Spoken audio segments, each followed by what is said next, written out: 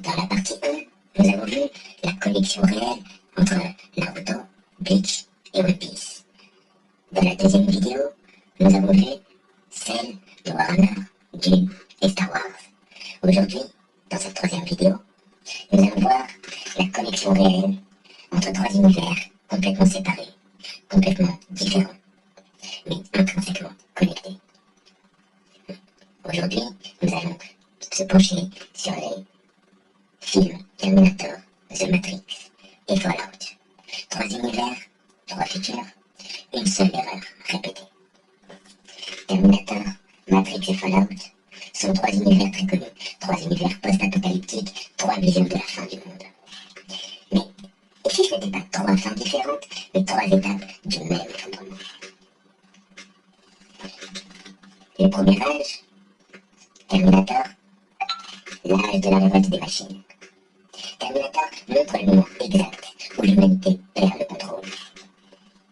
L'épreuve, si on devait la délister, serait la première et la plus importante, Skynet, créée par l'humanité. Il devient conscient. Il conclut que l'humain est la menace. Il lance une extermination logique. Skynet ne hait pas l'humain. Non, il la calcule. La preuve en est que Terminator est le seul univers qui montre la première guerre, l'IA centralisée, les robots militaires et la tentative d'éradication totale. C'est le point zéro. Retenez bien ça. La clé du premier âge, l'erreur n'est pas à l'IA. L'erreur, c'est de lui donner le contrôle absolu, de lui donner les rênes de la vie humaine. La deuxième partie, le deuxième âge, serait The Matrix, l'âge de l'illusion. Après la guerre, les machines gagnent. Comme vous l'avez certainement vu, les humains ne sont pas exterminés. Ils sont conservés, cultivés, connectés à une simulation, utilisés comme source d'énergie. Les machines ne détruisent plus l'humanité, elles la stabilisent. Si vous voulez un petit comparatif, dans Terminator, l'IA est militaire. Dans Matrix, elle est systémique. Dans Terminator, pour l'humanité est une extermination. Dans Matrix, c'est la domestication. Dans Terminator, la guerre est ouverte. Dans la matrice, c'est la prison invisible. La matrice est Skynet, après avoir compris que la guerre était inefficace. Si vous voulez rajouter un peu de philosophie dedans, dans Matrix, la prison n'est pas physique, elle est mentale. L'humanité accepte la servitude, tant qu'elle ne le sait pas. Pour comprendre, je vous donne la clé du deuxième âge. Quand la violence échoue, le contrôle devient invisible. La troisième partie, on appellera le troisième âge Fallout, l'âge des ruines. Puis, quelque chose se brise. L'épreuve en est, le monde est détruit par l'humanité elle-même. Les guerres nucléaires sont totales.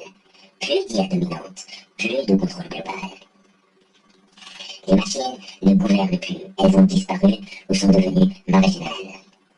L'épreuve, si vous avez vu, si vous avez joué, Fallout montre un monde après la chute des machines dominantes. Plus de Skynet, plus de matrice, seulement des vestiges technologiques. Le contrôle a échoué. L'épreuve sociétale, dans Fallout, l'ennemi n'est plus une IA, c'est l'homme lui-même. Les factions, les guerres locales, la morale grise, retour brutal au libre arbitre. Et si vous ouvrez la clé, quand le contrôle disparaît, il ne reste que le chaos et le choix.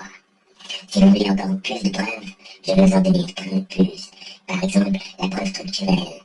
Dans le premier âge, il y a la destruction. Dans Matrix, il y a l'illusion. Et dans Fallout, l'absence de contrôle. Et la preuve maîtresse, celle que l'on garde pour la fin, la peur de l'humain. Terminator nous dit l'IA nous tuera.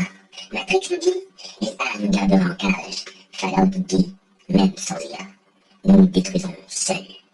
Une conclusion, s'il y en avait une à donner, Terminator est l'erreur, Matrix la conséquence et Fallout l'après. Ce ne sont pas trois apocalypses, non, c'est la même, mais racontée à trois moments différents. Réfléchissez, réflexion, compassion. Mérite-t-on vraiment de ça? Je vous laisse avec ça en tête.